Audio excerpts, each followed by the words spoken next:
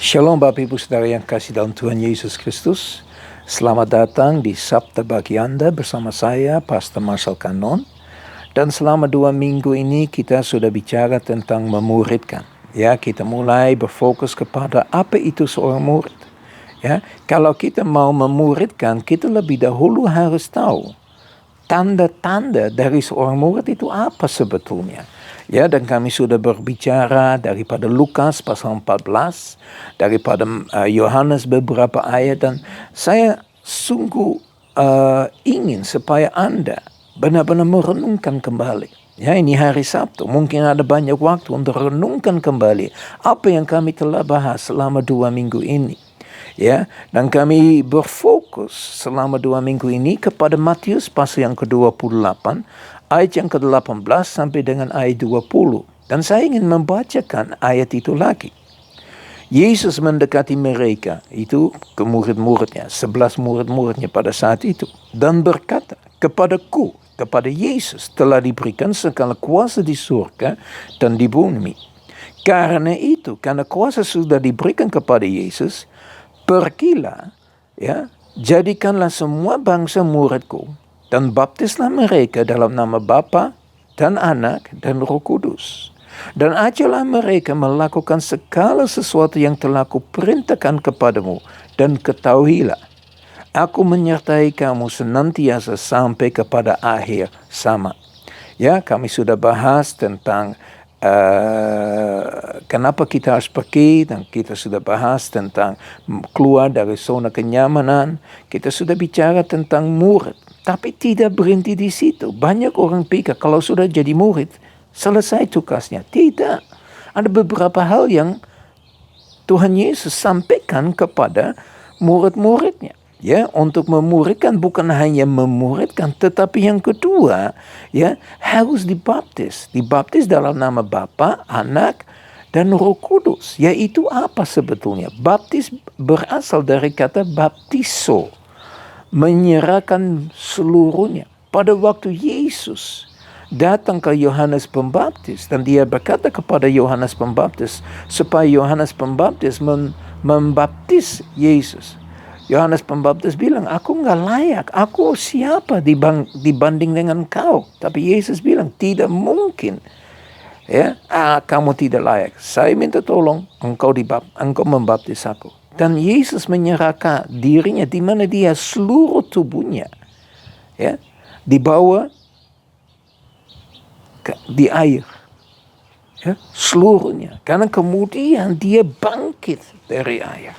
Apa itu sebetulnya? Itu lambangnya dari kita mati bersama Kristus Yesus. Ya, jadi kalau kita benar-benar menyerahkan dirinya untuk dibaptis, kita meninggalkan kehidupan yang lama. Ya, kita meninggalkan kematian kekal. Karena kita akan memperoleh kehidupan yang kekal. Ya, kita dikubur, kemudian kita dibangkitkan dari air. Ya. Nah, inilah sesuatu yang sangat penting. Ini menjadi satu materai atas kehidupan kita yang sudah diserahkan bagi Yesus Kristus. Seberapa jauh kita siap untuk menyerahkan dirinya dibaptis. Ini bukan satu pilihan. Sebetulnya kita lihat, ya, bukan satu pilihan, tetapi satu keharusan. Ini sebagai satu ajaran daripada Yesus untuk kita lakukan. Dan kemudian sesudah dibaptis harus diajar. Maksudnya apa? Sesudah dibaptis, jadi sudah jadi murid, sudah tahu itu murid itu apa, sudah menyerahkan nyawanya untuk dibaptis, dan dia udah mati bersama Yesus, menguburkan kehidupan yang lama, kemudian bangkit bersama Yesus, ya, untuk meninggalkan. Bapak Ibu Saudara yang kekasih dalam Tuhan Yesus Kristus, kita sadar kehidupan kita seringkali tidak diatasi dalam seketika. Ya, butuh satu ajaran. Apa itu menjadi orang Kristen? Apa yang dimaksud menjadi seorang yang mengikuti Yesus Kristus? Kita harus belajar apa yang dimaksud dengan pengampunan. Kita harus belajar tentang kesembuhan dalam, ya, atau inner healing, kesembuhan batin. Kita harus belajar tentang kedatangan Tuhan Yesus Kristus untuk kedua kali. Ada banyak hal yang kita harus belajar tentang Tuhan. Ya, jadi kalau kita hanya menjadi murid saja itu tidak cukup. Ya, harus dibaptis, kemudian harus diajar, ya, masuk. Dan saya juga percaya kalau kita sudah menerima Roh Kudus, ya, saya sudah pernah sampaikan bahwa kita, ya, kalau kita sudah terima Yesus sebagai Tuhan dan Juru Selamat, tubuh ini menjadi bait Allah. Dan Roh Kudus tinggal di dalam diri kita. Kenapa Roh Kudus diutus kepada kita? Untuk mengajar kita. Untuk mengajar segala kebenaran. Untuk mengingatkan kita akan firman Tuhan. Untuk menunjukkan, untuk memimpin, untuk membina, untuk mengarahkan. Ya, jadi Bapak Ibu Saudara yang kekasih dalam Tuhan Yesus Kristus, untuk hanya menjadi murid itu tidak cukup.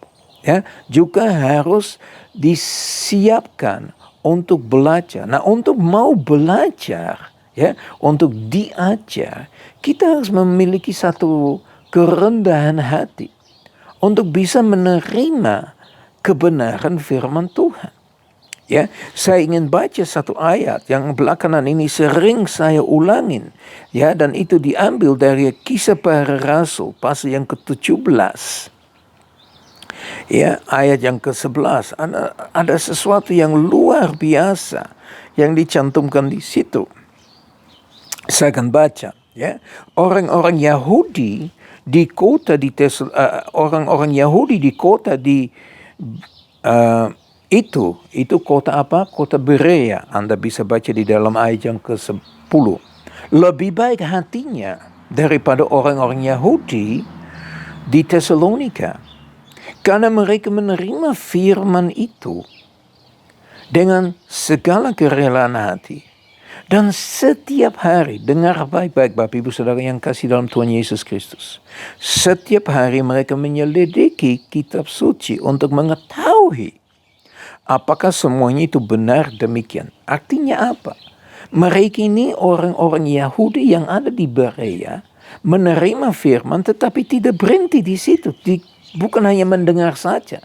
Jadi saya percaya bahwa orang-orang Yahudi di Berea mencatat semua firman yang mereka dengar. Bagaimana bisa diselidiki kalau nggak dicatat? Ya, coba Anda renungkan. Bagaimana bisa diselidiki firman yang disampaikan kalau tidak dicatat? Ya, makanya penting sekali kita belajar untuk mencatat firman Tuhan. Ya, dan kemudian dibawa ke rumah untuk menyelidiki. Ya, untuk menyelidiki apa itu semuanya benar seperti yang disampaikan. Nah, luar biasa itu. Makanya kita harus ajarkan apa?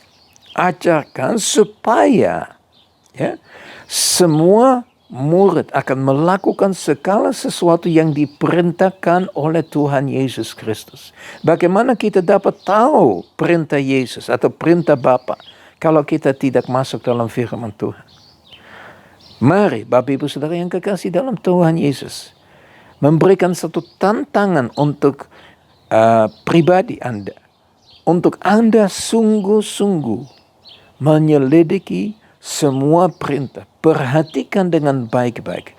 Semua perintah yang Tuhan berikan ada bagian yang kita harus lakukan.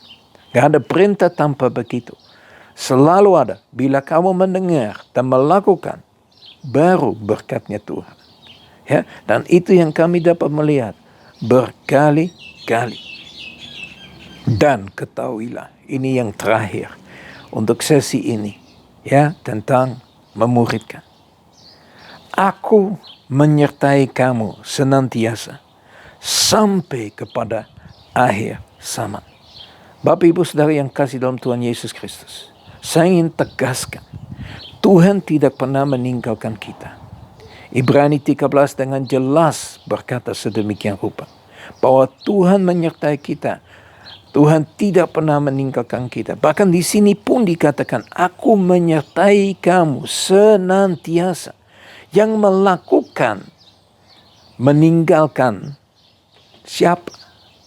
Sebetulnya yang melakukan ini adalah kita. Kita meninggalkan Tuhan Yesus Kristus. Ada satu tekasan, satu satu penegasan, satu